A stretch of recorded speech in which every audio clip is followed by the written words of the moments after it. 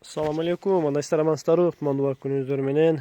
Мына назарыңыздарда мына подарочная сетка, мына аппак блестящий подарочный сетка.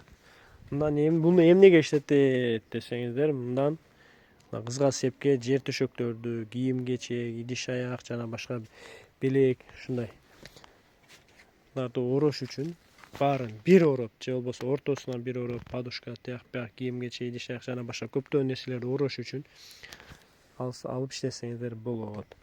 Эни 1,60 болот, эни 1,60. Прозрачный, блестящий.